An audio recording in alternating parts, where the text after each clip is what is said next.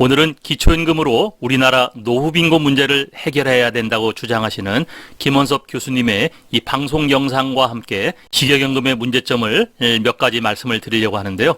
네, 이 김원섭 교수님은요, 고려대 사회학과 교수로 계시면서 현재 한국연금학회 회장을 맡고 계시고요.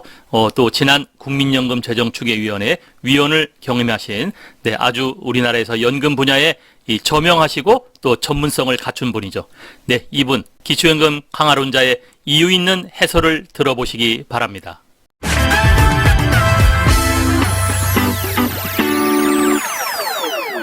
네, 먼저 이 직역연금 가지고 몇 가지 말씀을 드릴 건데요. 그래픽 자료를 가지고 말씀드리겠습니다. 국민연금 재정수지는 2042년에는 마이너스로 꺾이면서 2055년에 가면은 완전히 이 국민연금 기금이 고갈된다라는 뉴스를 많이 말씀을 드렸는데요. 이 현재 직역연금은 벌써 세금으로 보전하고 있는 것을 알고 계시죠? 네, 벌써요. 공무원연금과 군인연금은 마이너스가 돼서 여기에 세금으로 충당을 하고 있고요.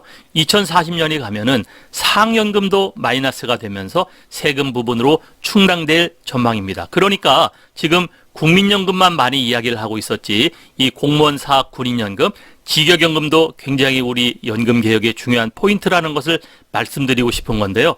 여기가 과연 어떻게 우리가 연금개혁이 이루어질까? 이것도 우리가 지켜봐야 될 부분입니다. 네, 그러면 직역연금은 왜 이렇게 적자가 많이 생기고 있을까? 네, 그 구조를 한번 볼 건데요.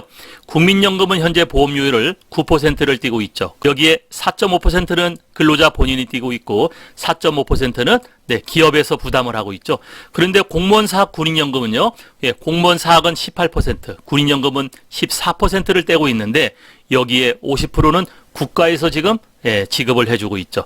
공무원은 9%를 본인이 내고 있고요. 또 국가에서 9%를 더하게 해줘서 18%를 지금 적립하고 있는 거예요. 그럼에도 불구하고 이 공무원연금은 2002년부터 적자로 지금 돌아섰고요. 군인연금은 1973년도부터 적자가 나기 시작했습니다. 사학연금도 2049년에 가면은 예정하고 있는데, 자, 이렇게 국가에서 이 세금으로 보전해주는 이 세 가지 연금이 벌써 이렇게 재정 적자가 많이 팽기다 보니까 현재도 그렇습니다만은 2025년만 가도 9조 이상의 적자를 지금 보여주고 있습니다. 그러니까 직역연금은 많이 납부하고 많이 가져가는 그런 구조였었어요. 그런데 여기 많이 납부하는 거에 50%를 국가가 해주고 있었다 이거죠. 네, 국민연금을 여기 지급률에서 1% 기준점으로 본다면요. 공무원연금, 사학연금은 70%를 더 가져갑니다. 그리고 군인연금은 거의 2배 가까이 가져가죠. 그런데 이 가져가는 거에 대부분이 세금으로 50%를 주고 있었죠. 그래서 우리 주위에 이 공무원들이나 선생님들이나 군인들이 적어도 20년, 30년 근무하신 분들을 보면요. 전부 다 250만 원, 300만 원을 가져갔는데 국민연금을 보면은 100만 원 이상 가져가는 분들도 그렇게 많지 않았어요. 국민연금에서요. 200만 원 이상 가져가는 분들은 거의 0.12% 수준입니다. 굉장히 적습니다. 자, 이렇게 많이 차이 나는 거 물론 본인들이 많이 납부한 것도 있지만 그중에 50%는 국가가 납부하고 있었다. 네, 이거를 먼저 한번 기억해 주시기 바랍니다.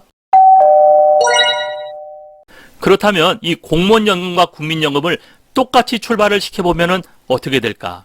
네, 여기에 이 공무원연금 가입 공무원과 국민연금에 가입한 근로자가요, 2020년을 기준으로 연금을 가입시켰고, 30년 재직을 우리가 기준으로 했을 적에 평균 급여가 503만 원이라고 우리가 예정을 한다면, 이 공무원연금에 가입한 공무원은 약 267만 원을 가져가는 반면에 국민연금에 가입한 사람은 113만 원밖에는 못 가져가는 그런 구조가 되어 있습니다. 네, 약 2.36배 차가 나는 거죠.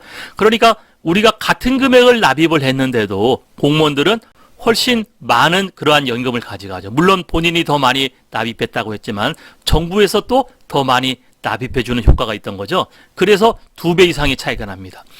또 더군다나 그럼에도 불구하고요. 오른쪽 그래프를 보면요. 국가 공무원 수가 점점 늘어나고 있어요. 2012년 기준으로 해보면 약 90만 명의 공무원들이요. 현재 2021년 기준하면 105만 명 정도 되죠. 그러니까 벌써 15만 명이 늘어났는데 앞으로 국가 공무원 수가 점점 더 늘어나겠죠. 그러니까 공무원들이 더 늘어나니까 국가에서 보전되는 이 세금 충당 금액은 점점 많아지는 것이 확실해 보입니다. 네, 그럼에도 불구하고요, 우리나라 OECD 주요 국가의 노인 빈곤율을 보면요, 우리나라는 2018년 기준 자료인데요, 한국이 40.4%로 34개국의 꼴찌를 지금 기록하고 있습니다. 네, OECD 평균은 13.1%인데요, 거의 3배 수준 우리나라의 이 노인 빈곤율이 아주 심각한 걸 볼 수가 있는데, 국가 재정은 재정대로 들어가고, 네, 노인 빈곤율은 꼴찌가 되고 있는데, 이게 어떻게 돼? 이 노인 빈곤율에 해당하는 사람은요, 제가 보기에는 공무원연금, 군인연금, 상연금자는 여기 들어가 있지 않아요. 또 국민연금을 좀 어느 정도 일정 금액 받고 있는 사람도 여기 들어가 있지 않을 겁니다. 그러면 과연 국가 세금은 어떻게 운영되고 있었단 말인가? 여기 보면 덴마크, 프랑스, 핀란드, 독일, 네, 아주 중요한 그러한 복지 국가들이죠. 이 복지 국가들은요, 한 자릿수입니다. 우리 가까이 있는 일본이나 미국을 봐도 20%, 23%. 우리는 그거의 2배죠. 자, 그런데요, 이 노인 빈곤율을 기초임금을 강화해서 해결해야 된다라고 주장하시는 김원섭 교수님의 이 주장이 있습니다. 이 김 교수님은요, 우리나라가 현재 GDP 대비 이 노인 복지에 들어가는 이 비용은 3.5%밖에 되지 않는다. 네, 선진국은 8%에서 10% 가까이가 지출이 되고 있는데, 우리나라는 노인 복지에 너무 궁색하고 너무 지출되지 않는, 그렇다고 하면서도 이 국민연금이 고갈된다거나 이런 얘기만 하고 있지, 이 직역연금이 고갈된다는 얘기는 지금 많이 나오지가 않고 있거든요. 네, 그래서요, 이 김원석 교수님이 주장하는 대한민국의 노인 빈곤율은 기초연금을 강화해서 해결해야 되는 것이 가장 합리적이다라고 주장하는 영상이 있는데요, 요 뒤에 영상을 같이 보실 수 있도록 했습니다. 여러분 이 영상을 보시고요, 주변에 또 많은 사람들에게 전파해 주시면 감사하겠습니다. 감사합니다.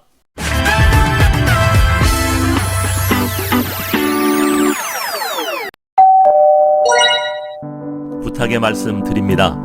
여러분께서 눌러주시는 이 구독과 좋아요는요, 매주 영상을 만드는데 큰 힘이 됩니다.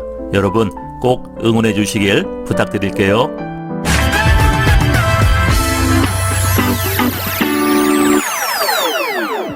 지금 이제 2마리 토끼인데, 하나는 이제 연금 재정 안정화, 하나는 소득 보장, 2가지가 있는데, 근데 아까 말씀하신 것처럼 연금 재정은 큰 문제가 없습니다. 왜냐하면 이게 많이 문제가 되는 것처럼 이렇게 이야기를 많이 하는데 거의 문제가 없어요. 왜냐하면 지금 OECD에서 있잖아요, 연금 지출 우리나라 꼴등입니다. 3.5% 꼴등이. 지출이요? 지출이 꼴등입니다. 꼴등이고, 그게 아까 말씀하신 것처럼 2040년 그때가 이제 우리나라 노인 인구가 제일 많을 때거든요. 네네. 가장 피크란 말이죠. 그때도 연금 지출이 다 합쳐서 국민연금, 기초연금, 특수시 다 합쳐봐야 7.8%입니다. 그런데 그 당시에 OECD 평균은 10%가 넘습니다. 10.8%거든요. 그러니까 연금 재정은 사실은 지금 당장의 문제가 아니고 2060년 뭐 이 정도 돼야 되는 문제입니다. 그때 이제 그 기금이 없으면서 이제 보험료로 해야 되는 문제가 있는 거죠.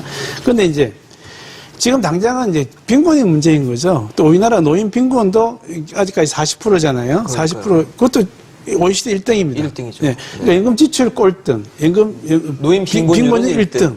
그러면 당연히 우리가 지금 당장 해야 될 것은 소득에 대한 보장을 해주는, 그 당연히, 그 너무나 당연한 겁니다. 그게 지금 이야기가 잘 안 되고 있는 것 같은데, 그렇습니다. 그리고 문제는 이제 뭘로 할 거냐가 문제는 거죠. 금방 국민연금 올리면 있잖아요. 국민연금이 받는 사람이 65세 노인들 중에 46%거든요. 좀 괜찮은 사람이 받는 거죠. 정규직을 했거나 아까 괜찮은 사람이 받는 거죠. 그래서 소득 대출 올려봐야 혜택이 어느 일정 부분만 머문다는 거죠.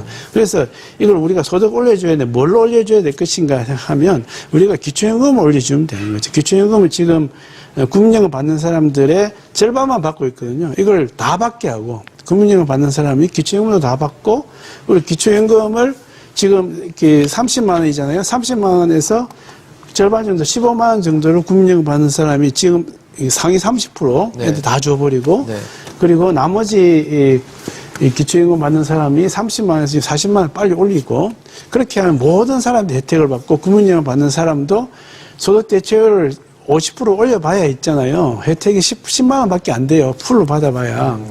근데 기초연금 받으면 바로 10만 원을 바로 받죠. 그러니까 소득 대체를 할 필요가 없어요, 사실은. 그러면 이제 왜 또 소득 대체 왜 안 좋으냐면, 지금 그 보험료를 15% 올린다 그러잖아요. 그게 상당히 비현실적인 이야기입니다. 아까 말씀하신 자영업자들 같은 경우에 자기가 다 내잖아요. 9%를 다 그렇죠. 낸다 내고 네네. 있잖아요. 네. 그럼 자영업자 같은 경우 15% 내야 돼요. 자영업자 그 낼 만한 사람이 얼마나 있을까? 그게 좀 염려가 되고 부담이 크다. 부담이 크죠. 15%는 제가 볼 때는 이론적으로는 가능하죠. 네네. 했으면 좋겠습니다. 저도. 근데 그게 가능하지 않다. 국민연금의 소득 대체를 올리고 괜히 보험료 부담이 심해지는 것보다는 지금 우리가 갖고 있는 기초연금 제도가 있으니까 이걸 통해서 전체적인 모든 국민들의 소득을 이렇게 노후소득 올리는 높여서. 방향이 더 좋은 거죠. 더 실질적으로 효과 있고.